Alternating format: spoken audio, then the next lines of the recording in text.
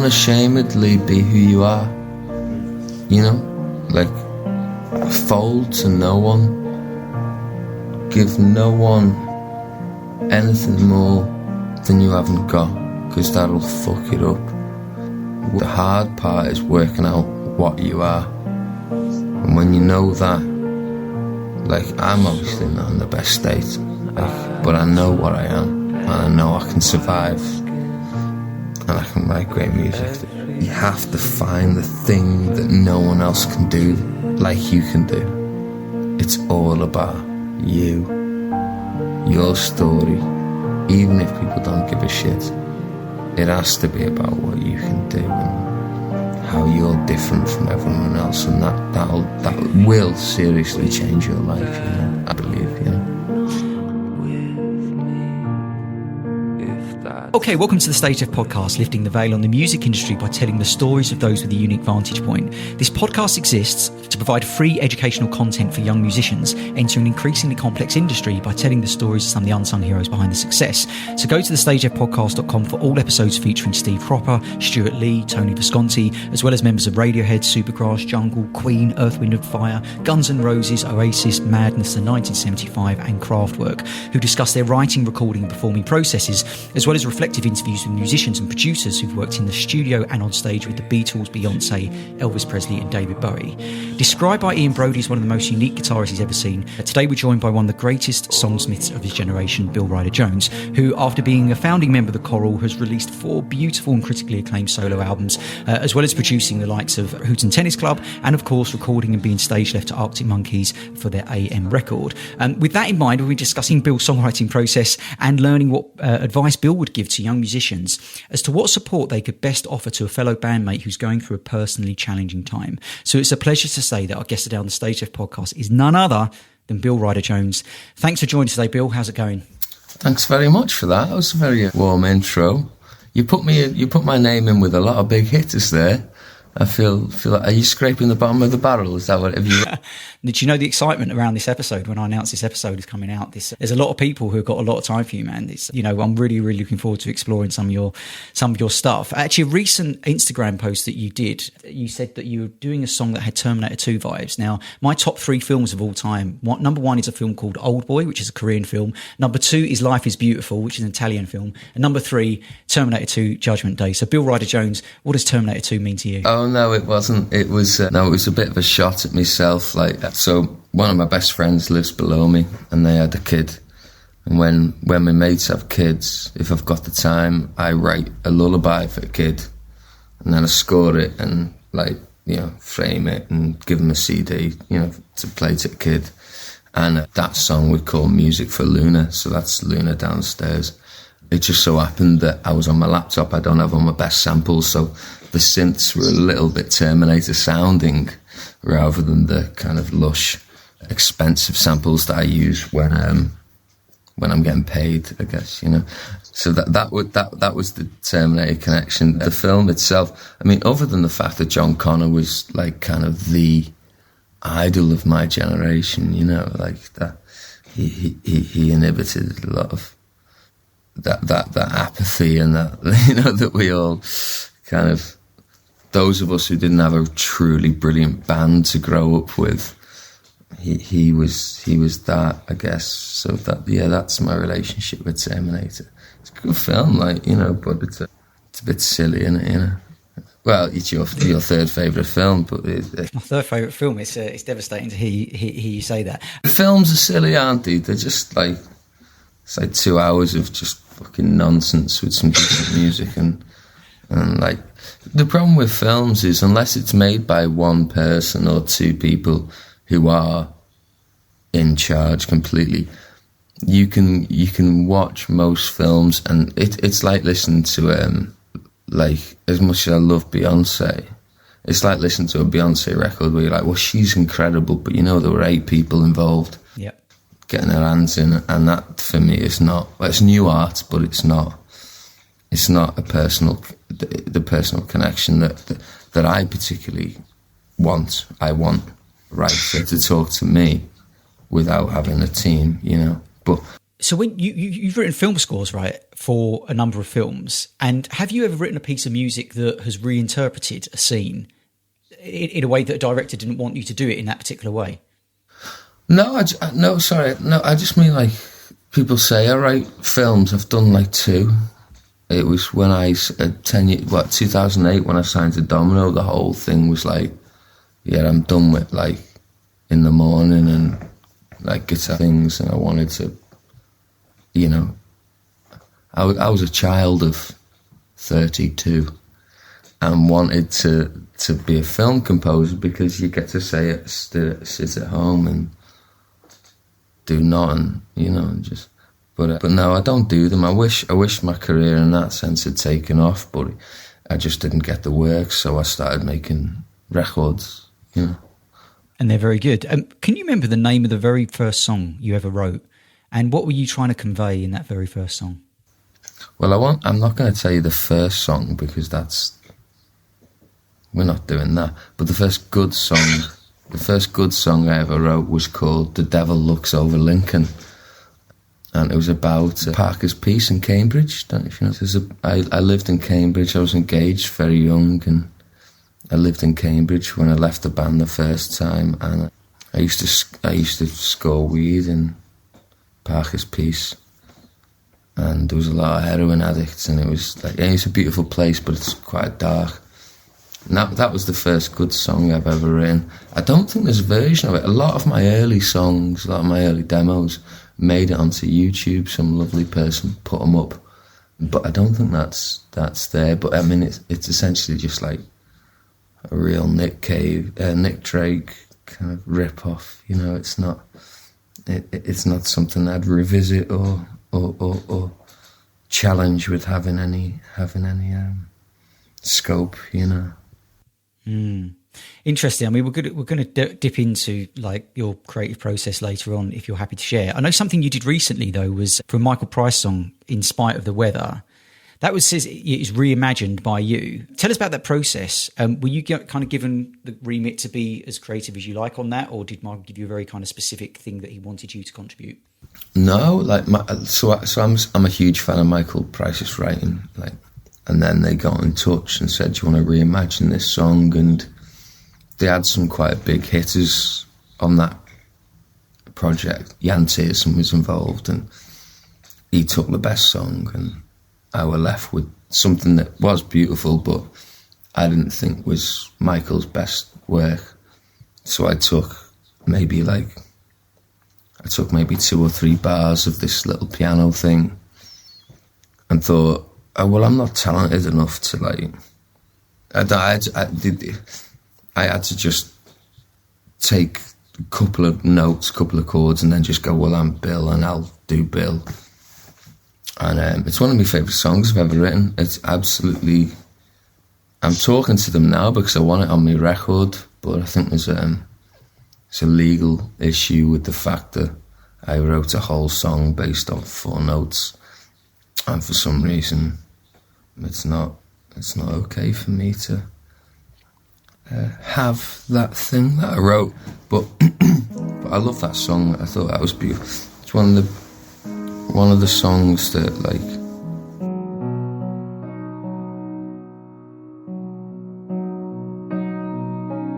See, it's like I'm dead open about loads of things, but there's certain things that I'm so embarrassed, like my agoraphobia, like and feeling so pathetic. I very rarely write about it.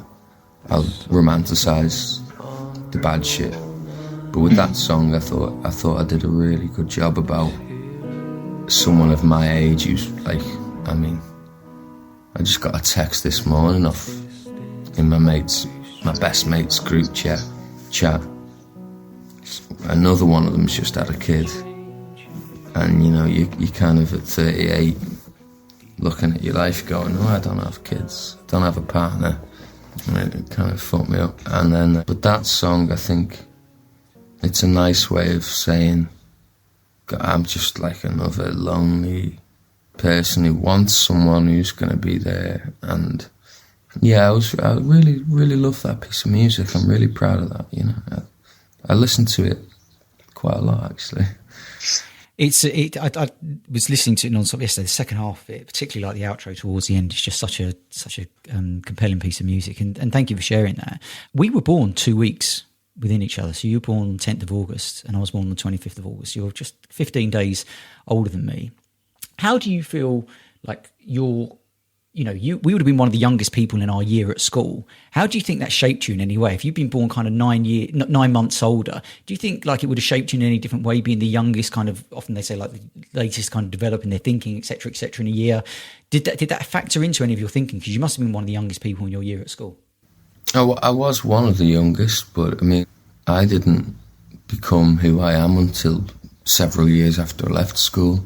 I know they're formative and they're important times, but I don't think being born 9 months later would have changed who I am. Life in school was... So you see, I live in this weird place where... So West Kirby's very upper middle class. We have 2 estates and we have quite a few rugby clubs. So we left primary school where everything was safe and lovely, and then all of a sudden you're dealing with kids who have had terrible upbringings, and then rugby, like, you know, genetic freak rugby lads. And that, I found that weird. The bully system I found very fucking weird. But it's like that, I don't know about you, like when you hit like your mid-20s, you look back on your school and you just think, like, fuck, it's such a tricky one. It didn't matter. None of it mattered. Like, the way people treated you, looking back, but obviously at the time it informs who you become. Yeah, so I don't like thinking about school. I found it quite a dark time, you know, and I don't know about you, but I got very little out of it, you know, like, I got a GCSE in French, which has served me so well, and I learnt trigonometry, and no prick taught me how to pay tax or, you know, or how to vote, or any of the things that I find important. Yes, school, I try not to think about a great deal, you know, I just think it was just gibberish, you know, just like, there's no... See, I was flagged as like a trouble case, so I had a lot of... Because of the death of our Daniel, which I, at that point, didn't understand. Just trying to get through without having the shit kicked out of me. So yeah, I try not to think about school an awful lot. I think it can be very... very fucking traumatic for an adolescent, you know. 1, 2, 3, go.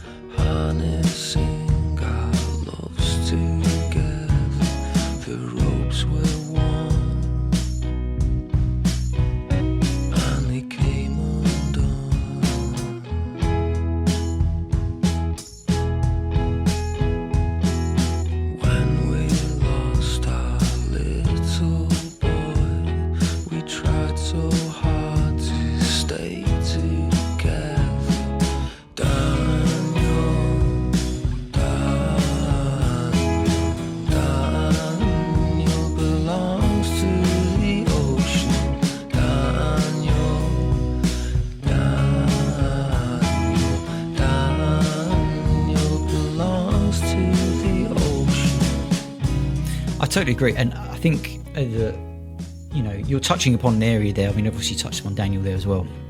That, you know, a lot of our experiences later on in life are shaped by, we're products of our upbringing and our surrounding. And you use the T word there, like trauma. Like, you know, you had a particularly traumatic, like a very, very traumatic childhood, or traumatic events happen in your childhood.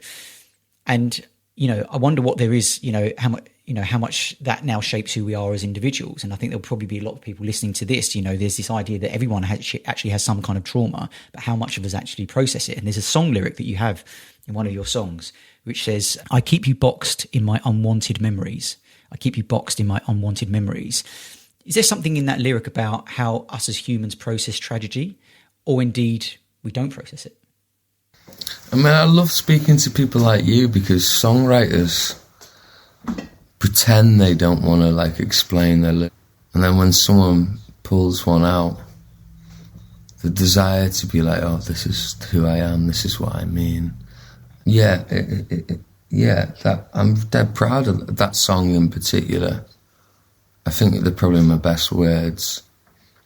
But yeah, that was how I felt. I don't want him. I don't want him to be part of my life. I don't want to have witnessed his death. I don't want the repercussions of how it affected my mother and my father and me. But, I'm an empath and I feel bad that he died, but I don't know the lad, There's a whole... We were best friends for 7 years. He was my soulmate and I miss him a lot. Excuse me. Whew. Hang on. It's fine, I'm not embarrassed. What was the question? Yeah, that's just a good line, I keep you boxed. Yeah, I think that all the lyrics for that song are very good.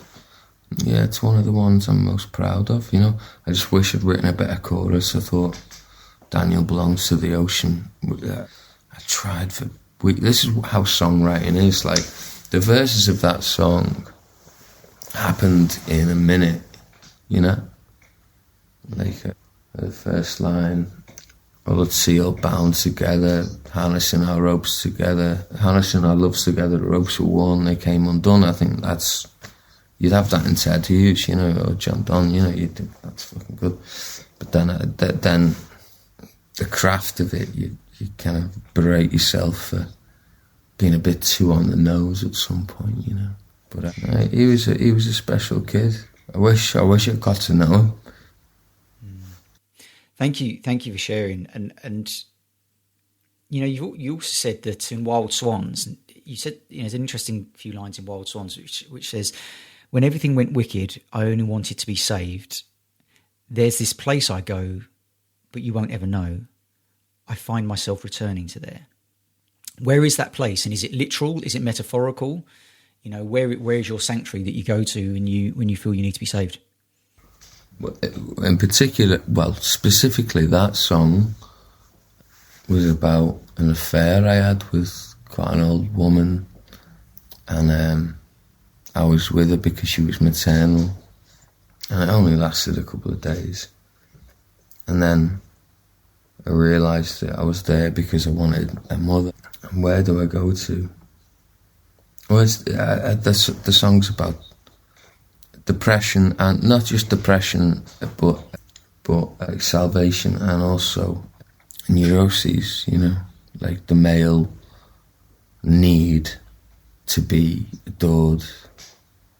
So I used her as, so in the chorus, she's telling me it's not over till I say it's over. That's not me, I'm not that guy, if I'm with someone and they say it's over, then it's over. But that's another one of my favourite songs. I wish I could write like that, and now I can't write like that anymore. I don't know how it happened. It were bad. But why do you feel you can't write like that right now? What's changed? I had no security. I was lost to the world now. So I'm battling drink and diazepam. So that keeps me safe. And it means I don't have... When I used to write songs before that, they were my diazepam, they were my alcohol, they were the things that kept me alive. Lemon trees in particular. Anything from Bad Wind. And if that was all before I found alcohol or diazepam. And that was how I got through the day. There's something very spiritual about writing something clean and perfect. and that kept me going. And now I don't have that because I gave in a little bit, you know, to safety. You know, I've always just wanted to be safe and not scared. So now the way I write is a bit more thoughtful. They don't just come anymore. So I'll be honest, there's 3 songs on this new record that came. They just happened, and that is... I actually think that's why a lot of artists, like good artists, do turn to drugs, because at some point in your life you just write, and you're not thinking of anyone else. You're just trying to get through the night. You're just trying to prove to yourself that you're worth something. And then when it becomes your career, you got to start thinking about, like, oh, what's it going to mean? How it's going to play out in a campaign? So you're not present. It's not present, is it? It's not that, you know, you're overthinking it. You're playing how it might, you know, what might the single be, what the campaign might be. Yeah, I wouldn't go that far. I'm not one of them artists, like, because my singles, they don't matter. They don't get playlisted. They don't. So I can still, and also I'm like a complete fucking narcissist. Like, everything I do is just to make me feel better, and I love that people connect to it.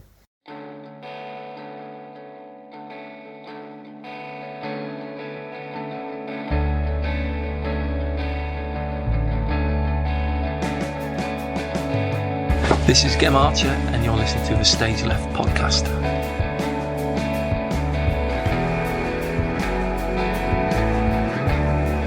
I'm in this period at the minute. So the way writing works for me is 8 months out of the year.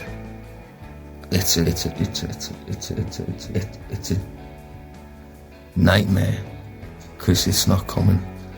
At the minute, I'm in a great place with me writing, where I wake up at 3 o'clock in the morning and I've got an idea and I do it, and that's fantastic. Like, I write it, and then the next day I live with it, and I think, wow, yeah, like, I might not be Ed Sheeran or Wunderbar or, you know, any of these people, but it's good, you know, and that, God, it means so much, you know. And I wish there was an alternative. I really do.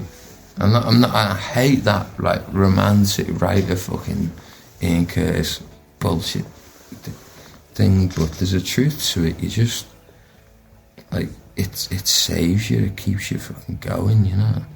So that's where I'm at now. So last night, the reason I put this back, it was because at 3 o'clock in the morning I woke up with music. I was 3, I woke up with music in my head. I was like, I've got to put that down. So I had a couple of cigs, I had a decaf coffee. I did some weights, because I'm recently single, and, you know, you need to get your tits in order. That's the album title, isn't it? Get your tits in order. We got it. I'm going through a very, very hard breakup. And you know, you just mentioned that you have these periods of, like, 8 months, but at the moment the writing is good, but then you've obviously just mentioned you're going through a difficult breakup. Like, are they connected? It's yeah. So do you think that's she isn't? Okay.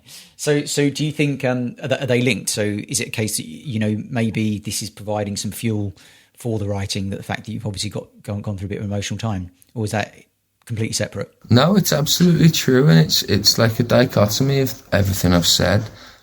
Like, it's the opposite of everything I've said. Like, the artist who has nothing else.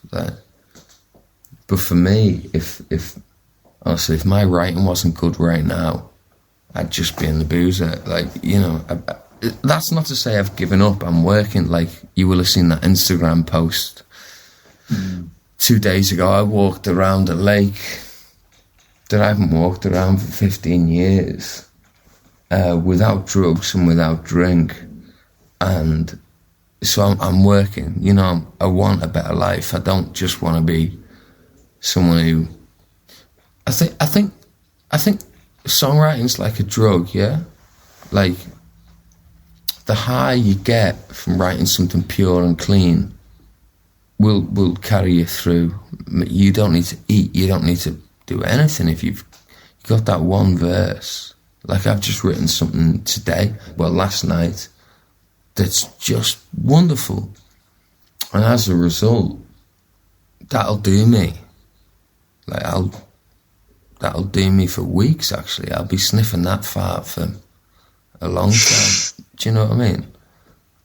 When that song comes to you, when you woke up at 3 o'clock in the morning, had your cigarettes, did a few weights, are you literally just writing or singing into like a dictaphone just immediately, or is it a case of like, right, laptop open, Logic open, actually, guitar out, work out what the chords are, whatever it might be, or is it just kind of just a very brief idea that you just want to nail down before it disappears again? No, I'm very lucky. I don't have perfect pitch, but I wouldn't say I've got perfect intonation, but my intonation, do you know what intonation is? I know perfect pitch. What's intonation? Intonation is the relationship between notes. Yeah. So, like, if I hear a piece of music, let's say it's... Oh, you can work out what the notes are between them. Right, okay, right. Yeah, so if you've got, like... Hang on, let's get this piano on. Say if you've got a C, and then the fourth up from that is F, and then the fifth is, you got the minor sixth. I couldn't go C and sing you a C, but if I hear a song, I go, well, that's one. Yeah. That chord is one. And then whatever happens next, I'm usually pretty good at going. So if I hear a song that I love, I'll just remember the numbers. I'll just remember it's a 1, it's a 4 with a minor, and then it's a diminished first inversion of the F minor. Those things I just have, and I'm very lucky to have them, and they help my writing an awful lot, because particularly if it comes to you in night, you know that your subconscious brain's out of the equation, and you're just feeling something that it's not really yours, It's a beautiful thing. Like, it makes you feel special. And you don't have to have that. I mean, I don't think the Sex Pistols had that. I don't think Joy Division had that. But I think Paul McCartney did. And, it right helps, Yeah. What about your vocals? Like, so you got a really distinctive style, and I just wonder if there's anyone that particularly influenced you as a singer, particularly the intimacy between you and the microphone. It's like you don't project like often, do you? It's like it's really kind of like almost whispering at sometimes. I just wonder if there was anyone, if you've ever kind of listened to anyone and thought, oh, actually, yeah, that kind of shaped me either consciously or subconsciously about how I go about singing. Nah, I've never seen myself as a singer.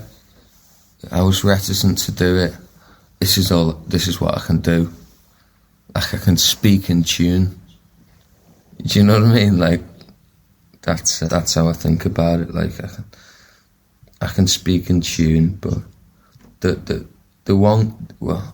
gift, the reason I think people enjoy my delivery of vocals is I sonically make it so it's the thing that you hear, and I want people to have my voice fucking right there, with no reverb, very little compression, just the song, because you can't, like, some of us aren't Frank Sinatra, and sometimes you just, and with me, with the nature of the songs, it makes more sense for me to just talk at people.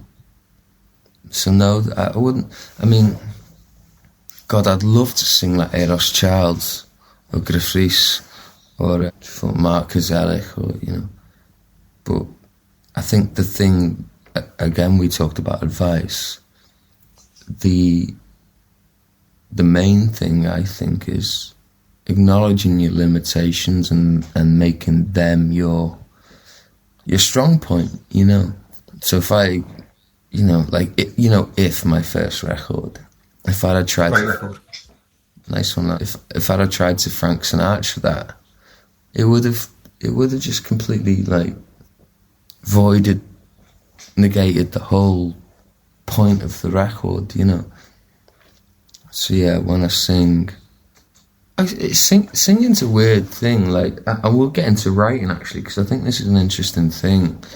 Like, writing is, if you're thwarted by a lack of talent for singing, then you look elsewhere. So when I write, 9 times out of 10 I'll write a song on the piano. I'll go, bah, bah, bah, do this. And it's the melody. I get the melody. That's it. And then I'll sit in the bath and then I'll write a song that is clever, well, you know, I think is clever or personal and introspective and works as a song. And then when I get back to my bedroom, I pick the guitar up and I sing those words. They're too wordy. What I always forget is that the key for me for songwriting is establish a beautiful melody and find words that don't get in the way of that. I think there's exceptions. So Morrissey and Alex Turner have made their style is they give you a melody in the first verse and then they deviate from it. They add syllables that shouldn't be there or are unnatural, and that's very progressive. I'm the opposite way. Like, I will drop good lyrics to make sure that the melody that I've written isn't imposed on. So, do you get what I'm saying? Yeah, I do. Given all that, and given how personal it is to you, how do you find in the past, I know you haven't always done this, but when you have had to give your songs over to a producer or worked with a producer, and then, you know, you're giving your baby away a little bit? I've never worked with a producer. Well, even with the choral? Yeah, but they weren't my songs. They weren't your songs, I guess. Yeah. So I guess that dynamic really, that isn't going to impact you too much. How would you feel about giving your songs over to a producer if they change them? Well, that's not fucking happening. Why would I? You know?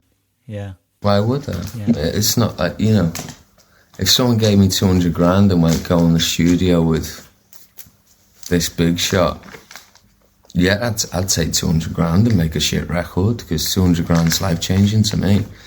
And I could, I'm very egotistical about my music, but if someone wants to give me a shitload of music, I'll eat the shit sandwich. And if they want to put like a, you know, when bands like, you know, like Cortinas or whatever, or like when they hit that rock and they have to go like, oh, we've got to go electro now. That's the only avenue for indie rock. That's the only next step. Yeah, I'd eat that up. I'd hate myself forever, but buy a house with it, and I reckon I could get over it. But no, I only work with people like the people I've worked with. The only person who's ever produced me on a record was James Ford. Oh yeah, Arctic Monkeys guy, right? Yeah, and Jay was amazing. Like, I learned so much from him. What specifically did you learn that you now put into your kind of practice when you're writing or producing your own stuff? Calm. You know, it's calm. The whole process is so charged. If you're writing songs, it's not just the songs. The songs, your sense of self, the how you understand yourself. And working with Jay, all he did was go, "You're fucking amazing. Could we do this?" You know what I mean? And working with him, the record I did with him, we actually scrapped, because I need to make my own records. Like, there's just no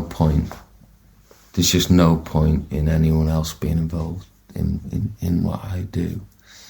Probably my career could have done better if I'd taken more of those opportunities, but like, I don't make enough money from this and I don't have any desire to be any bigger than I am, so I just do it myself, you know, and I think it works, you know.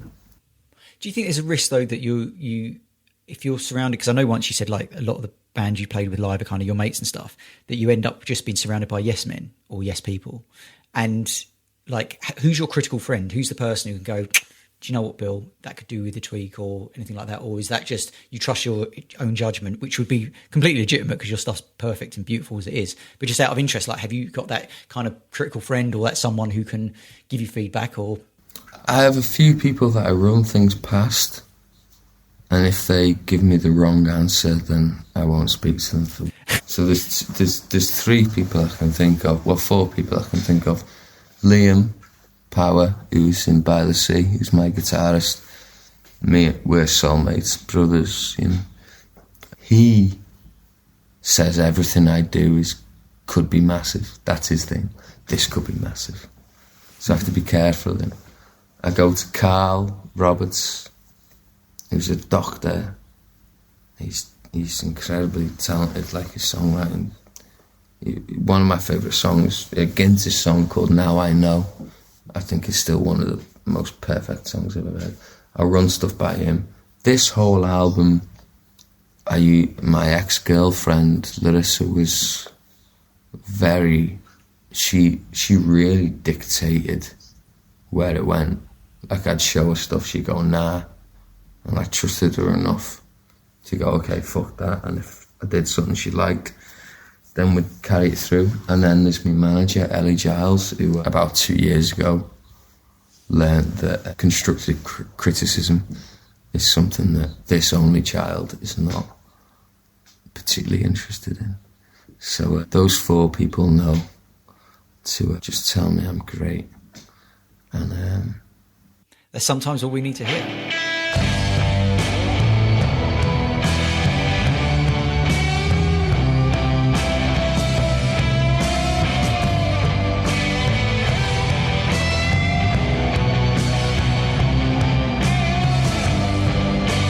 Join the conversation at facebook.com/StageDeath Podcast, where we discuss the thoughts from our guests, including Stuart Lee, Steve Cropper, Miles Copeland III, Tony Visconti, Gail, and Wilson. So here's a question I think a lot of listeners would love to know. You know, when I told people I know that I was interviewing you today, 2 separate people came back to me who I respect greatly, and both said you were a genius on guitar. Use that word, independent of each other, genius on guitar. I mean, fans of your solo stuff also, actually. One's a super fan. But yeah, genius on guitar. And when you went solo, you kind of divorced yourself from the guitar a little bit, certainly initially. And it's kind of a little bit more back in there, but it's obviously very piano-based. Who influenced you as a guitarist growing up? Was there anyone who shaped your particular... You know, it was Ian Brody who said how unique you are as a guitarist as well. Like, where did that come from? What shaped that? Was there a particular guitarist that you were trying to emulate or inspired you, or did you have lessons? Like, what's your journey with that guitar so you got to that place of genius? I love that question, because the people that did that didn't just shape me as a guitarist, they shaped me as a person. So Nick McCabe from The Verve. Yeah. The fact that Richard Ashcroft was always... And Nick McCabe just had his head down and did his stuff, you know. Will Sargent from the Bunnymen, and Michael Caroli from Can. Who am I missing? John Ed from Shach. Lee Southall from The Coral. It was an amazing guitar. Seriously fucking original in a way I wasn't original. Dave Gilmour. Like, melodic players who didn't... Because I'm a producer now, so when I work with bands like that, if it ain't the drummer, it's the fucking guitarist. And the amount of times you have to say to the guitarist, like, mate, what you're doing, I get that you're into it, but are you aware that the singer's singing? If he's singing, shut the fuck up. Don't do anything when he's singing, just stay out of the way. When he stops singing, step in, yeah, you know. But Graham Coxon, you know. Yeah, people who danced around the song, added to the song, you know, that was... And that's actually followed me through, even with the orchestration and all the other things I do. That lesson, and that was when I was 16. You know what you're like when you're 16, you know. You're not sure who you are or whatever. And then Nick McCabe turned up, and he was the one. He changed my understanding of your role in a band, which is really important, you know. Like, you know, to be a part that adds to the collective, you know. I don't hear that a lot these days, you know. A lot of the bands I work with, you have a drummer who's just into drums, you have a guitar who's just into guitar. Bass players usually couldn't give a shit. They just want to play the bass. And then you've got your singer who's, it's his baby and they're his songs. So telling drummers, and honestly most of my professional life in the studio is telling drummers and guitarists, like, mate, no one gives a fuck what you're doing. Like, just stay out of the way. You'll have your minute. Just shut the fuck up for 3 minutes. All you have to do is be quiet for 2 minutes, you know. But yeah, those people, Nick McCabe would be my one, you know. And nice. He actually sent me a message. It's one of the highlights of my life. He messaged me on Twitter saying I was at home and BBC, it was Radio 6, I played Mither, a song of mine, and he said he ran upstairs or downstairs to hear it, and I was like, it's Nick McCabe, like, he's the one, like, he's it, you know. Do you see yourself ever in alongside your solo career, joining different bands and being the guitarist who just kind of is head down in the corner and playing and you know, because you know it's you're so good on the guitar, and obviously, you know, it's almost a bit of a waste. You know, what a waste of a genius, a waste of a talent if it isn't front and centre in what you do. So it's your solo career, and that's and it's not. It's very obviously piano and orchestral led, and there is obviously guitar in there. Could you ever see yourself in another band doing just guitar? Oh, I'd love that. Noel Gallagher calls me up and goes, "Do you want to go on tour for 3 months?" And here's 350 quid a day to play guitar. I play guitar for Brooke Bentham every now and then. Just not having to sing and just fucking putting my head down and playing with my effects. I love it. I'd do more of it. Like, you know, I love Johnny Marr did it with Modest Mouse and a few, you know. Yeah, I'd absolutely do that, you know, with the right band. I'd love that, you know, not sing, not write. So would you do that with Noel, or is that just not something you want to do at the moment, or is that something that could happen? No, well, it can't. It wouldn't happen because he's got a set band. But my point was, like, if it did happen, right. Yeah, it's something more realistic.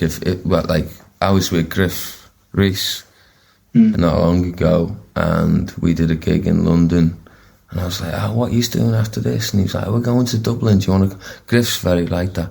"Oh, do you want to come?" I was like, "Oh man, I want to fucking come so."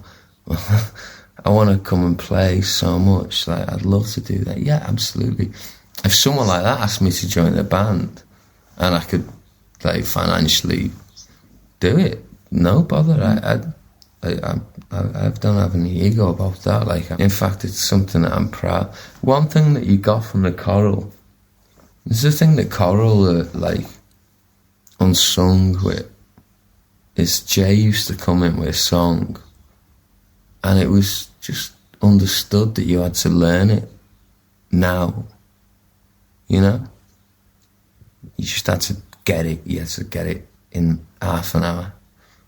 And that's something that stood us in good stead. So anytime if I'm working with a band and they need a guitar, I've got that in the locker, you know. I know I can just do guitar. And like, it's a bit... I was speaking to a friend of mine who's like an actor, and I was like, "How'd you learn all the lines?" And he was like, "I'll be honest with you, like, it's weirdly offensive to actors because learning the lines is the easy bit." And I think guitar's the same. It's like, it's the easy bit. Like, if someone wants to call me up and give me some money just to be great at guitar, I'd just be so fucking easy, you know, compared to writing. You know. And we'd like to invite a special guest to the stage in order to help us do it. And he comes, ladies and gentlemen, put your hands together, Mr. Bill Ryder-Jones, please.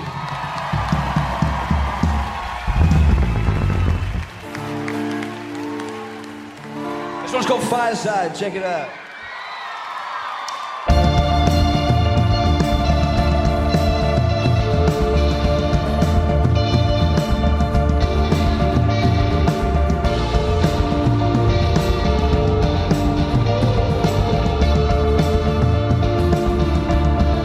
Not sure if I should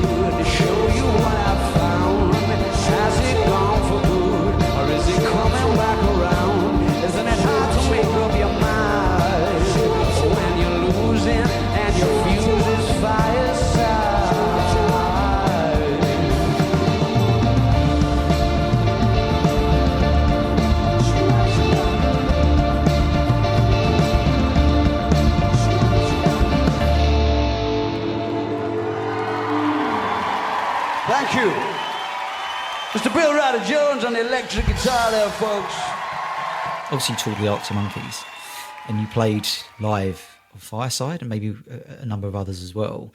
Was that a bit of a weird experience, like worrying that you'd be treading on anyone's toes? And like, how did you? Because obviously you recorded, I think it was Submarine, that then led into AM, and that led into the tour, I think. Like, just talk us through that process and working with Alex and how you made sure that you weren't treading on anyone's toes in regards to the guitar work. Treading on toes has never been an issue. Like, Submarine, I should preface this with, me and Alex don't talk and I miss him a lot. Like, I think I disgraced myself on that tour a little bit. I was using it at the time and maybe took the piss a little bit. But working on Submarine, yeah, was, because he's one of my favourite songwriters. When it came to AM, it was great. Like, it was boss. Like, they were in LA, they sent these tunes over. Al called me and were like, "Yeah, I just want you to play guitar." And yeah, it was quite special, man. You know, that whole tour was really special. It's a different life, you know, like big hotels and, you know, everything's sorted for you. You just turn up, someone gives you the headphone, gives you the in-ears, you play. And yeah, I wish I could have stayed more involved in that, because I loved that. I loved that experience. It was really, and being around someone like him, who I like, make no bones, I'm very confident in that I can write good songs that convey emotion and can help people. But he's like that next level genius, that Bowie genius level, you know. So yeah, it was a shame that fell apart, but yeah, it was a trip. Like, it was. Yeah, I look back on that very fondly, like, you know. I mean, obviously I don't know the details, but I wouldn't beat yourself up too much about that. You know, the trappings of that. You know, there's plenty of other people who have, you know, found themselves in that position. And, you know, it's interesting also to think about Alex. So he became like really famous, very, very young age, and critically acclaimed.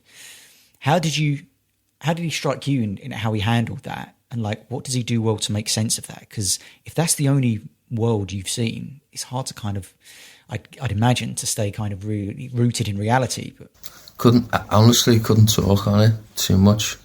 I met him when he was about 16. We bonded. The choral supported them. Me and him used to hang out and write tunes, and, you know, we got on and certain things got in the way. I might have been a little bit depreciating about some of the people in his camp, and as a result was cast out, yeah. But was Josh Homme about for those sessions? Because he produced some of their stuff around that time, or was it all James Ford? I never met him there. When I did the Monkey stuff, it was me and James Ford in London. They had 3 tracks they wanted. You know, this is a really nice thing, actually. Like, on Fireside in particular, I tried a bunch of things, and I remember Al calling me and going like, "It sounds great, but like, in truth, we just wanted you to do the Bill thing." I just do the Bill thing, you know. And then I did the Bill thing, and they were like, "Ah, it's boss." And then I had parts for John Cooper Clarke's song, "I Want to Be Yours." But we didn't make the cut off. But yeah, it was right special, man. I miss it. Like, that's about fucking 8 years ago as well, yeah. Well, any particular fond memories of that tour? Any kind of special, you know, if you could relive one particular gig or particular song of a gig, what was one that kind of really sticks out that was a great memory? Man, the whole thing was incredible. It was. The one memory was driving up to Liverpool. Lou Reed had just died. So I taught them all how to play Walk on a Wild Side on the bus. Because Al was like, "Oh, let's do Walk on that Wild Side," you know. And that was good. I enjoyed. That was a sweet thing, because what a song and what a thing to do, you know. And I'll never forget, he introduced me as your very own Bill Ryder, you were in the Echo Arena in Liverpool, your very own Bill Ryder-Jones, you know. Yeah, I'll never forget that. That'll stay with us for a long time, you know. I interviewed Paul Duffy recently. Oh, Paul. Yeah. It went down well. It was a great episode, and we kind of explored obviously all of the whole career, but also I asked him about you, and he actually said on the interview, he said, you know, towards a time when you were struggling, I think it was like, you know, stated as a stress-related condition or something like that. He says he wishes that he had been there a little more for you at the time, but mental health at the time was such a, not a taboo subject, but it wasn't so much the public consciousness. It was kind of, didn't know how to deal with it. So if you were in the same position, or let's say you were producing a band and there was a member of the band who was struggling, you know, what do you think the rest of the band could do more of or less of to support that person going through what you were going through at that time? Well, firstly, I'm incredibly touched that Paul said that. And I'd also like to acknowledge the fact that Paul is a musical fucking freak. Like, he is integral to that band. Something I'm proud of is when I work with young bands, there's always one member who's not fit to be in that particular situation. So one thing I love is I can't think of a session where I haven't had to pull one member aside and say, "You're fucking good. Like, you know, you can do this. Like, however long you need, we'll get it done." Because, you know, just people, aren't they? So what I always say to people is, like, with the bands I work with, I always, if someone's on drugs, I always have a word and say, enjoy yourself, but keep an eye on it. If you've got a member who's anxious, I'll speak to him. I won't speak to the collective and say, look after him or whatever, because that doesn't go anywhere. Because if you're in a young band, you just don't think like that. You're just like driven into where you want to be, you know, where you want your band to be. Yeah, it's something that I'm quite good at, I think, you know, just, hey, do you want to, you and me, should we go and get a pint? Say, if it's a bass player, do you want to go and get a pint and we'll talk? And telling people that they're worthy and what they do is important, and it's not easy, and it's a challenge, and if you fail at this one, if you don't get your bass parts or your drum parts down this time, I'll look after you, we'll sort it out, you know, and that, I don't think that exists in the music industry very much, you know. It's very, get it fucking done, you know. You cog. Yeah. Do you know what I mean? Like, well, that's something, you know, you're producing bands now. That's like that's your unique thing, right? That's your philosophy to supporting people. And, you know, I just put myself in their shoes if I was being produced, and, you know, I've had red light syndrome a little bit in the past, and, you know, if someone said exactly that to me and just said, I'll look out for you, we'll work it out, it's fine. That's exactly what any, you know, I'm talking 20 years ago now, but like any young musician needs to hear in that situation. So I think that's, you know, and I think you're right that. Well, you see it in people every time I do it. It fucking works. You know, it works. Like, taking someone out of a professional, highly stressed situation and making it humanistic, and looking them in the eye and going, it's all right. Like, we'll do this. I've got your back. You don't have to stress, you know. It's that brings great results, you know. Happened with our girl, Brooke Bentham, Saint Saviour, you know, the conversations where you have to look someone in the eye and go, what you do is important. It's harder with working class lads.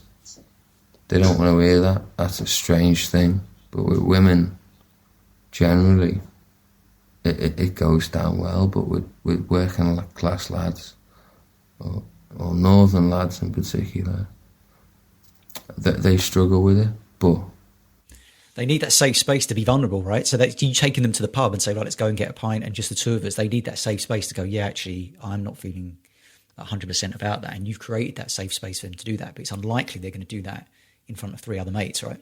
And you exclusively take them to a pub because it's where they feel masculine. And you can look them in the eye and go, you and me have a pint. tell me what you're into, tell me what you want to achieve, and I'll fucking get it done with you, you know. And it's a beautiful thing. Yeah, I love it.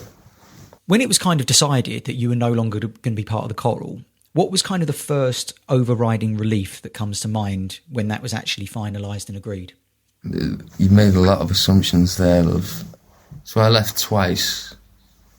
First time I left was after my breakdown, and they were very sweet about that. They gave me gardening leave. So I moved to Cambridge. I was engaged with a girl from there, and they still paid my wages, and they carried on. And then I came back about a year later. I lived in Italy, and what was the relief was we'd just finished a tour with the Arctic Monkeys in Europe. They asked us to come out and play in America with them, which for the choral was a big deal. I essentially was like, that's just not happening. Like, I'm not doing that. So I wrote James a letter and said, I'm not doing that, and I'm going to step away because you need to do that. The relief was, God fucking hell. Like, them 2 weeks before I realised how much money I had in my account. Yeah, I could breathe. But it was the most painful thing I've ever had to do. No, actually, that's bollocks. It's one of the hardest things I've ever had to do. I still miss being in the choral, like, you know. I miss the camaraderie, like, you know, I don't have any family, like, they were my brothers, they looked after me, they took care of me best they could. But relief, there's no relief. I left the band, I went to university, couldn't cope with that world. What did you study? It was, it's the most Scouse course you could ever imagine. You know what we're like up here, Scousers? It was the social and economical history of Liverpool. I enjoyed it, but unfortunately that's when I had my first dissociative disorder, and that's when I got my diagnosis for the dissociative disorder. So I had to give that up, and then I moved to Bolton, where my partner lived, and I wrote If, and then Domino got in touch, you know, and that's how that worked, you know. In a previous interview you've done, you said that writing, and you've touched upon this actually today, but you said writing music for me is pretty much the only way I can feel good about myself. And you talked about your dissociative disorder there, and you talked, you know, for anybody who isn't aware, there's a really nice analogy around the black dog. So the black dog is the black dog on the shoulder who kind of follows us everywhere. And if anybody doesn't know it, please go onto YouTube right now and type in black dog mental health, and you'll see a fantastic 5-minute video that's been produced, which is, you know, I've got a friend who had depression and was in a very, very bad way. And he kind of just signposted everyone to this video to say, this makes sense. Like, I can send this to my friends and family and they now get it. For you, how does the black dog manifest itself for you? Like, what does, you know, is there anything that particularly triggers you that you try and avoid? Or is it just something that comes and goes, you know, that's out of your control? Well, that's the strange thing. It always feels like it's out of your control. Like, neuroplasticity is the key to these things. Like, so depression, yeah, I get it on and off, but my main issue is panic. Like, you know, when I say panic, I'm going to be brutally honest here. When I speak to people about my panic attacks, and I meet people who've been like, oh, I've had panic attacks. Oh, the shit. My panic attacks aren't panic attacks. They're flashbacks to one or two specific events. So it's PTSD, right? So it's a lack of processing some of the trauma that you had, right? Well, it's complex PTSD. It's resistant. It's therapy resistant. It's a cunt, you know. It's the worst. But I think the one thing that awful species have got is 150,000 years of survival. So you survive, you just fucking carry on, you know. I don't believe in that old northern pull your pants up, get on with it. I just mean survive, keep going every day, turn up to work and all the rest of it. largely I'm quite a funny person. Like, I can see I grew up in a house where even when my brother died, we would joke about it, you know? It was... Really? Yeah, it was... You would... You know, it's... Yeah, we would. And was that like a coping mechanism? Was that kind of... Yeah, you know, I think it was a skid mark of Catholicism and post-war generation parents who how do you make sense of those horrors, you know? The only way is having a laugh about it, you know, and you can cry afterwards, but with me, the way it manifests, so all my problems, like I like a drink, you know, it helps me write, it helps me feel better about myself, but I wouldn't. Here's an example. In August, I could walk from my house to the swimming baths and swim. I would feel great, man. It felt fucking great. And then that stopped, and within a week, I'd get 20 feet outside my house and be filled with just like fucking intravenous terror, you know?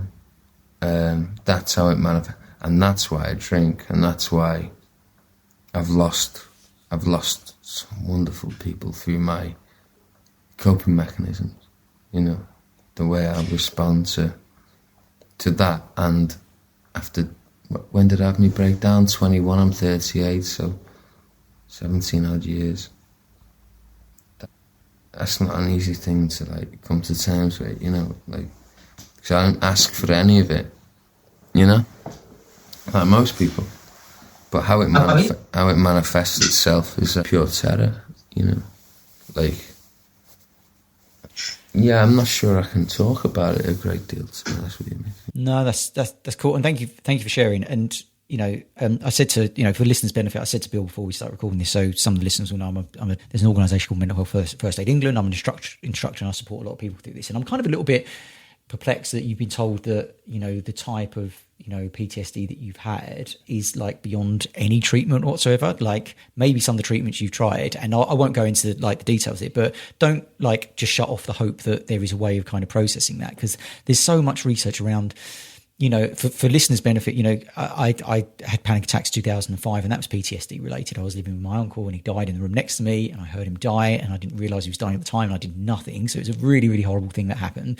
And like 4 or 5 years later, I ended up in A&E twice, and it was really interesting because back then they went, "There's nothing wrong with you," and what they should have said is, "There's nothing wrong with your heart," which I thought there was, but actually they should. There's nothing wrong with you, but there's obviously, you know, you want to get some kind of treatment. Yeah. It's And the way I got over it was that, you know, I told one person and they said, "Oh, okay, so, you know, so-and-so has that as well. And, you know, so-and-so has that." And I'd speak to other people about it. And there's some interesting research. So Jordan Peterson's a bit of a controversial character, but one of the bits of research he's done, which has been replicated, is that if you have a traumatic event in our lives, and every single listener on this call will have some kind of different gradient of trauma they would have experienced, if you think about it and it gives you that kind of shock, jolt feeling, that's because we haven't processed it. And he says that people are walking in the world right now with all traumas that are not processed. And to process it, if you do it as a conscious activity where you sit down and go, okay, what happened? Why did it happen? What would I do next time to avoid it from happening or to minimize my impact? When asked about it again, that jolting feeling disappeared. And so you can't change the past, but often the anxiety we get and the panic attacks, the root cause of that is unprocessed trauma, because we haven't worked out how we would deal with that again if it happened again. So like, you may have done that, and you might be listening to me, Bill, and going, "Oh, come on, Chris, like I've been through all this and it hasn't worked," and that's fine. But don't, but I you know, there will be other treatments out there that will help you process like PTSD. And like, you went through such a shit time, like, as a, you know, the thing that you've talked about, you know, that there will, you know, I would just say, don't like see it as like there is no way that this will ever go away. I don't think that at all. Like I'm blessed with hope, you know. Like absolute. What Ben Sessa's doing with psychedelic assisted therapy, with psilocybin, how it can open the brain, includes self empathy. No, I'm very positive about the future. I think in the next 5 or so years, people like myself will find a way to unlock. So I don't know about you, but my problems are locked. The beauty of the brain is it locks bad things back there so you can live normally, but ultimately they're gonna come. It's Freudian, you know. It's a return of the suppressed, you know. No, I've tons of hope. I'm not gonna live like this forever.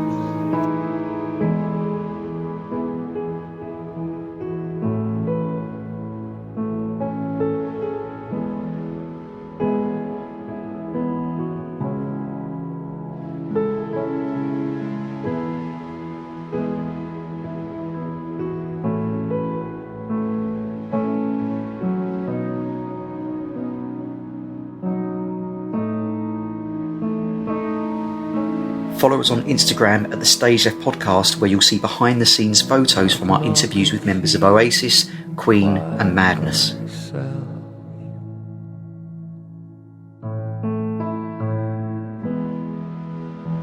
In my head, I've never looked so close to death.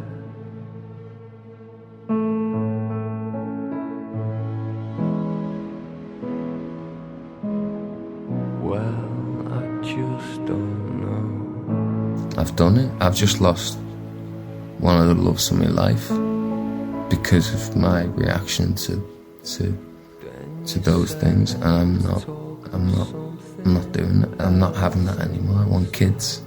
I want to drive a car. I want to be able to walk a mile from the house and not feel like I'm in danger, you know. Well, you're progressing, because you say you uploaded that video that you went for that walk around the lake recently, and like any progress is like, that's progress. So it's cool, man. So let's talk about positive from your kind of childhood. If you could relive any 6-month period between the ages of 0 and 20, what would it be and why? If you could relive any 6-month period between the ages of 0 and 20, what would it be and why? What period would that be? I'd like to remember more about my brother. So I have about 5 memories of him, and I'd like to know more about him because he's a huge inspiration to me. I know I'm a gifted musician, but he was something else. You know? Really? So he played instruments and was a musician as well? Oh, fuck yeah, Daniel. Daniel was playing Dvorak's New World Symphony when he was 5 years old on the violin. Really? Yeah. No, wow. He was... And that's why I didn't think... he's the reason why I didn't think I had any musical talent, because he was so good. It was only when I went to secondary school where I went, what, everyone can't just hear a piece of music and play it, you know? What would I relive? Lockdown. I'd relive lockdown.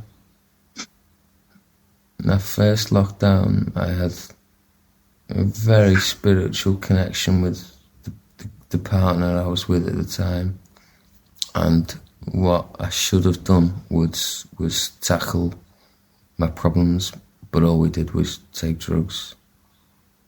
And I think if that relationship could have worked, it could have been very, very beneficial and very wholesome. So yeah, I'd go with that, you know. But at the same time, like, I don't really subscribe to that way of thinking, you know. I think the shit things that happen, like, yeah, but I don't know. I'm fortunate. Both of my parents are like super working class, you know. I'm not a classist. I'm like, you know, middle class. I'm privileged. I'm white. I'm heterosexual. I'm cisgender, and I mess around with lads. But like, yeah, I think you have to let things have to be what they are, and you have to move with them, and that helps. You know, it helps me anyway. But what's that gold disc you've got there? The gold disc is John Lennon's Imagine album. I'm pointing up to, yeah, and there's a strip of wood underneath, which is part of it's the front door from his Tittenhurst building that's got Imagine. Oh wow, amazing! It cost me a fucking fortune, which I couldn't afford when I was in America. When was it? About 15 years ago. And yeah, it's the one thing. I mean, I was going to come on to if the house was burning down, what's the one thing that you'd grab? Anything like music memorabilia or particular instrument that's important to you? What's the kind of one thing in your house that is most important? I can show you. Yeah, do. There's probably a couple of things, but the one that I can see... Yeah. Aside from my fleshlight, I don't have a fleshlight. I get plenty of sex. Don't worry about that. I'm a music. It's this. My dad made it for me. It's some photographs. It's probably hard to see, but it's my family before the trauma. Wow. Before all the death, and so, like, there's me and my dad. 1996. Remember them good times? Great time. 13 years old, great time. Me too. Like Euro 96. Euro 96. Euro 96. I was wearing my. You got the England shirt on. Yeah, I can see. Yeah, the 96. Got me knocking about there, and me and our kids playing on. And that's my dad after we did Land's End to John Groats, and me and Daniel there. Christmas, is that a Christmas tree? Yeah. Yeah, man. That's a great gift. Have you got to digitise them, right? To take photos of those photos or get prints of them, right? Make sure you've got more than one copy, right? So if the house is burning down, make sure you've got digitised versions of them. Do you know, if the house burns down and they're gone, I won't, fuck it, it'll be all right, And this AKG 414, it's a great microphone. Other than that, I couldn't give a shit. Honestly, like, I can't go up with the guitars and, yeah, I don't know. When you go on tour and you play live, you played down this way recently, actually, and I was away, so I'm gutted I missed it. But how do you, with such like, you've got 4 albums worth and obviously loads of extra bonus stuff as well to play. What is your actual process to decide what is the criteria of a song that stays in the set list and goes? Like, is it dependent on what you played last time you were in that particular place? Is it, obviously you're going to play some more recent stuff, so if you're touring a new album, but like, what's your criteria of choosing what goes in and particularly if it changes from night to night? It's like the most boring part of anything. But fans care, right? So like, fans really care about what set lists are. Like, they want to hear particular songs. So what I'd like to do is, like, how Griffith, he just sits down and just plays his songs. Because we're not that big and we usually support, you have to do a support set. So it's all the songs that are a bit active. Yeah. I'd love never to play Tutor Beckenhead again. I'd love not to play Satellites. I'd love not to play Catherine Oscarson. But you do. So with my next record, I'm just going to do the next record. And then again, referencing my God, Griffiths Resist Phony Encores. We'll do the album, and then we'll do the 4 songs at the end that everyone wants, which is just. But I feel like I do them a disservice. Like, if it's my gigs, like, it's such a small percentage of my fans who want, like, Tutor Beckenhead. A lot of people just want to hear, like, the beautiful songs, like Lemon Trees and There's a World Between Us and that. But I gotta be honest, this new album's very fucking good. I can't wait. Yeah, I can't wait to hear it. So how many tracks have you written for it? And when we hoping to hear it? Got 14. Nice. Probably be out in November. I think it's the best thing I've done since A Bad Wind Blows in My Heart. I'm not a huge fan of the last 2 records. It has hope, like I said before. Hope. Give people hope. Because I know, I'm dead excited about it. I'm going to go. Have you tried to write about lockdown, or have you kind of ignored, like, thinking just keep that separate from the writing process? Have you kind of, we're going through a pandemic for 2 years, which is around the time you've been writing it. Have you kind of included that as part of it, or tried to keep it separate in regards to the lyrics? And well, lyrically, no, I'm not. I wouldn't touch it with a fucking barge pole. But if you're a writer, and like the way writers work is they write about every day. So a lot of the songs were written during lockdown and reflect that. But I'm not. It's not. I'm not. With the greatest respect, I'm not Tom O'Dell. I'm not gonna, like, tell people I had a bad one during lockdown in song. I'll tell you, I lost my fucking mind. But the songs I wrote during lockdown, they're very beautiful. It was the first time since the second record where I was like, God, without this, I don't know how I'm going to survive it. You know, that's dramatic. Obviously, I would survive it, but yeah. And the hard thing is like, my ex was my sounding board, you know, and so now I'm dealing with the fact that I've got this album that's largely written.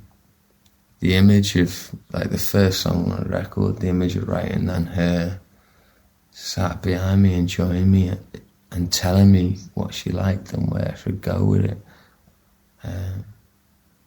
It's quite painful to play those songs and that, but it's only fucking playing songs, isn't it? You know, it's not like I work for the NHS or like, you know, or my mum's like 80 hours a week cleaning for people. My dad's a gardener.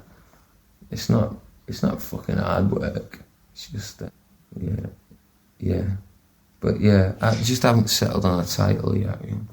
I think that if you're, you know, although it's quite painful, I think it'll bring something to the experience, particularly seeing it live. You know, it's going to be, you know, we don't want to see you like reliving your pain or anything like that, but just, you know, it's real and it's genuine and it's raw. And I think all good art should be that.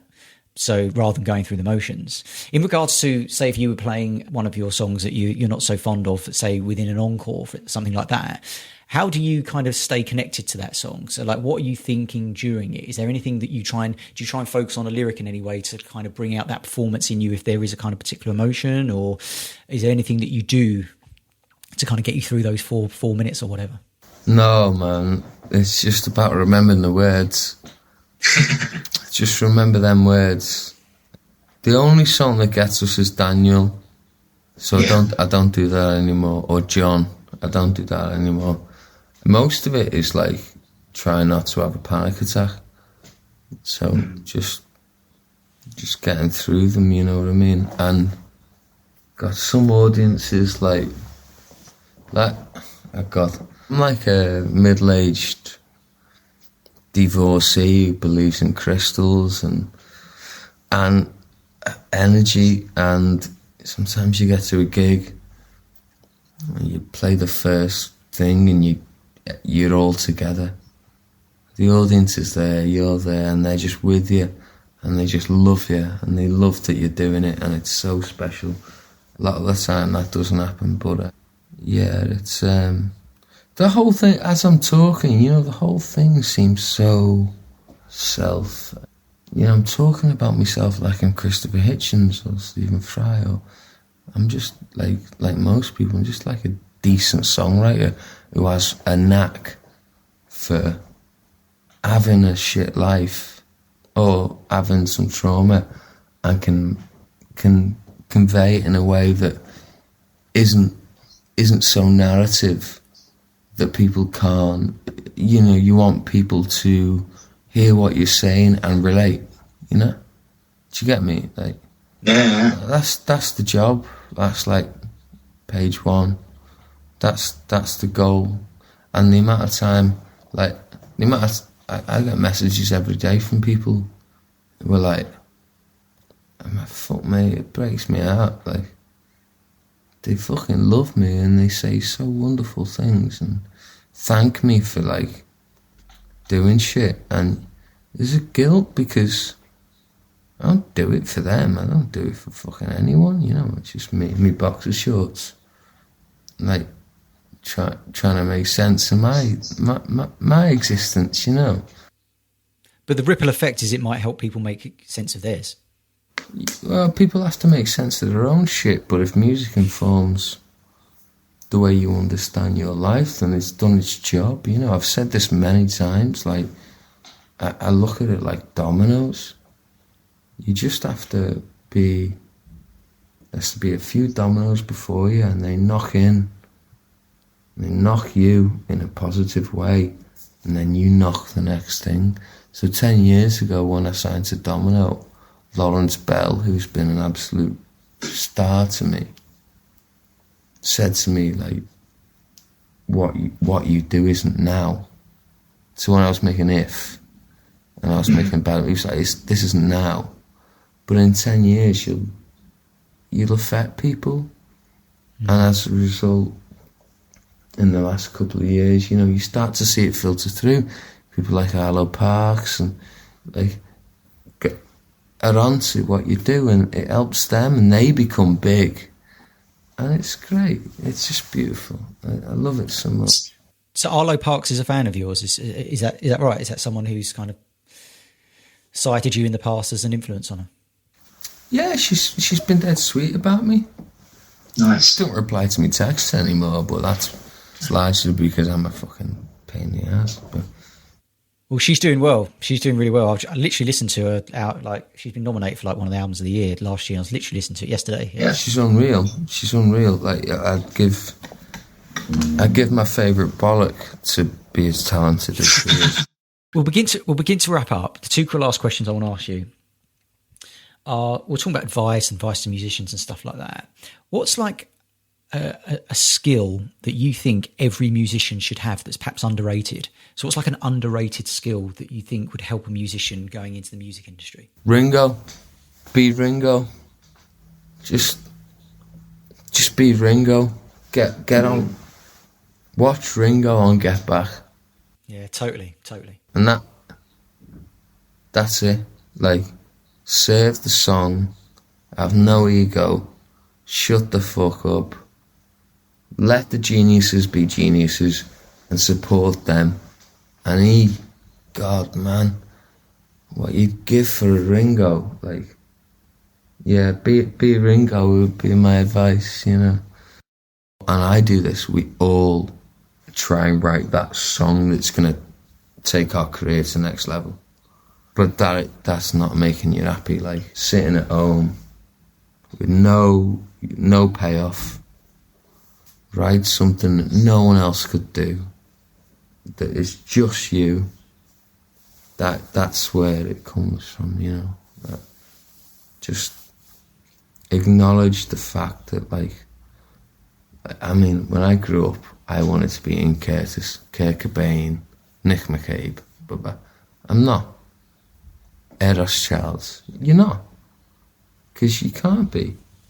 But you get that one song that informs you that you have something that they don't, and that's purely you. Is everything, you know. That's what I think. And finally, what's the best bit of advice someone ever gave you that shaped you in any way? There was a guy called Alan Wills. Yeah, he did a lot of it in the music of the Liverpool scene. Is that right? So Alan Wills signed the Coral. Yeah, that's right. And he set up Delta Sonic. And he passed away a few years ago, is that right? Yeah, 7 years ago, yeah. Yeah. And when the Coral were making Roots and Echoes, I was very unwell, and he came to me and he just said, like your journey is worth hearing. Fucking put it out there. I can't forget that, you know. That stopped me from being paranoid about when the Coral heard my first record or my second record or whatever. You know, it's a very hard thing to get in touch with the thing. Everyone instinctively, women more so than men, but everyone knows in their gut what they should be doing. You know, if it's a breakup or it's a song or it's a fucking, you know, it's I should go for a run, I should eat better. Everyone knows what they should do. Finding that and pursuing that and following that through will give you more than you ever thought. I think it could, you know. Hope that answers the question, but yeah. So thank you for passing on your wisdom, sharing the personal challenges, that you've had, they affect everyone on every level. And I reckon it's probably going to be reassuring to our listeners to hear you talk about it so openly. We know the British stiff upper lip is the kind of polar opposite way of dealing with any kind of trauma. So, if anything people get from this is to, make sure you talk about any challenges that might arise to trusted friends and family. And I think you've really done that today and shown how important that is. And if they can't find friends and family, to get that support professionally. And unashamedly be who you are. Fold to no one, give no one anything more than you haven't got, because that'll fuck it up. The hard part is working out what you are. And when you know that, I'm obviously not in the best state, but I know what I am, and I know I can survive, and I can write great music that can help people, and I think that's dead important. If you're a writer, if you're a kid, when we're young, when we're 16, we write songs. We want them to sound like Joy Division or the Smiths or whoever. But at some point, you have to find the thing that no one else can do, that no one else can do like you can do. It's all about you, your story. Even if people don't give a shit, it has to be about what you can do and how you're different from everyone else, and that will seriously change your life. That's what I believe. Thanks so much for, as I say, your time, your wisdom, passing on your knowledge and stuff. Good luck with the record, and hopefully it does come out in November. I can't wait to hear it. I'm so glad you're talking about it so passionately. I'm excited to hear it already, and genuinely just thanks so much for being such a great guest on the Stage Left podcast. Cheers, Bill. Thank you, love.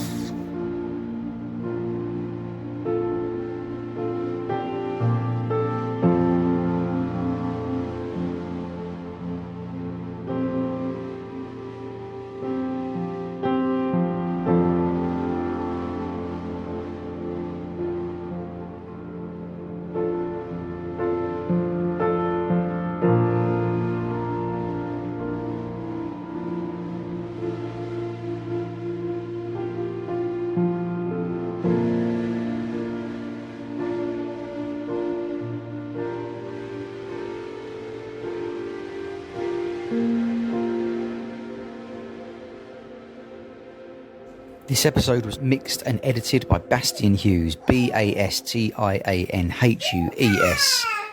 And that's little Eliza Day, my baby, 4-month-old, who's making a bit of noise in the background, giving a endorsement to Bastian. You should get in touch with him on Instagram, whether you need support with your mixing, your editing, your scoring, or your website design. Bastianhues. He's doing a great job.